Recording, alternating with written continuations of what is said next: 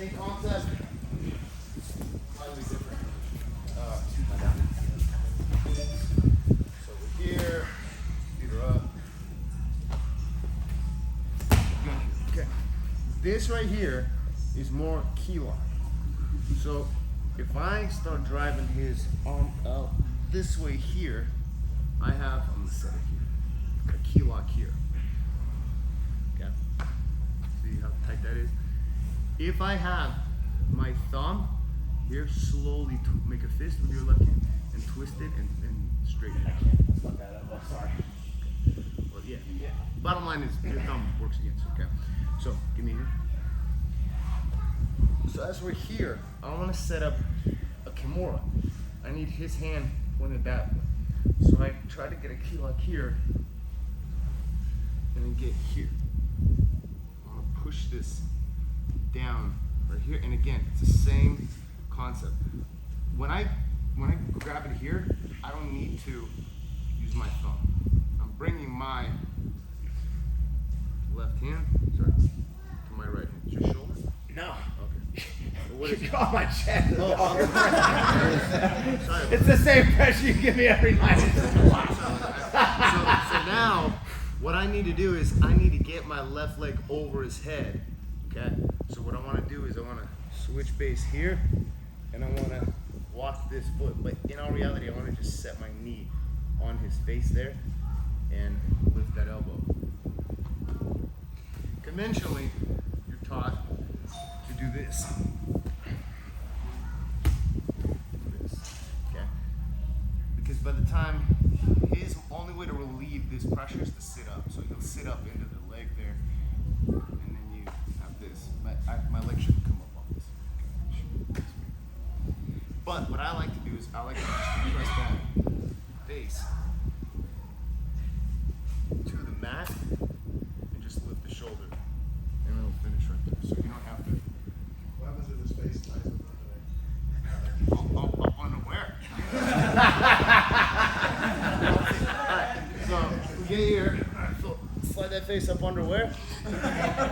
When you get your knee over it, what happens if he just gets out of that? It's gonna be very difficult. Here? Yeah, what if he gets out of that? If he gets out of this, how's he gonna get out of it? Phil, I'm gonna escape in 1, 2, 3. Who did it? can you get out of this? Absolutely not. All I'm doing is I'm lifting his elbow off the mat and keeping this bent. If this grip, okay, is weak, he'll straighten his arm, and I don't want that. So I gotta keep this here, and I'm lifting the elbow, and I'm taking my foot off the mat, so it's pressing his head. Yeah. Yeah.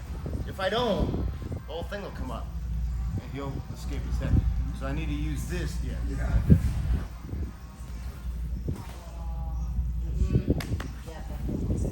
Because that hand is stuck. Okay? So I just want you guys to be careful, because what you need to do is you need to shift your weight from your left side to your right. So your partner will have kind of their hand here, and you're with an under. So you switch here, okay? Roll onto your left, catch that wrist, and then you're gonna push that wrist down so that your left hand catches it right here, okay? Now from here, I need to switch to my right side here. If his hand is in the way there, I can easily roll onto it.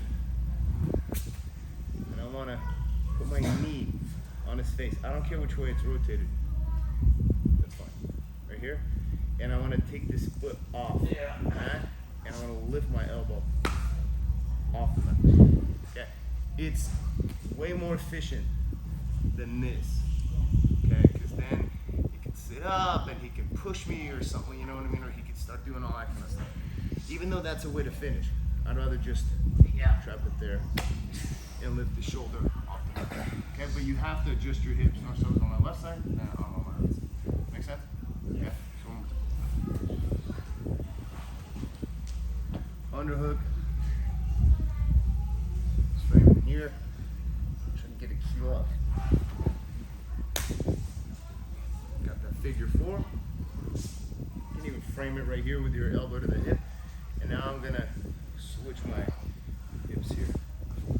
My right leg is all the way back, as this one pinches. And then just press it.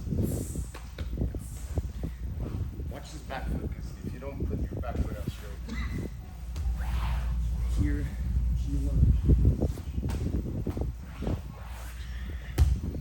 This foot has to be like this. You can't be like this. Like this, there's a good chance that you don't have enough torque. And he can kind of even maybe sit up a little bit, do something with that arm or sit. That's better. Alright. Inside knee, on face. Ready? 1, 2, 3. Knee to face.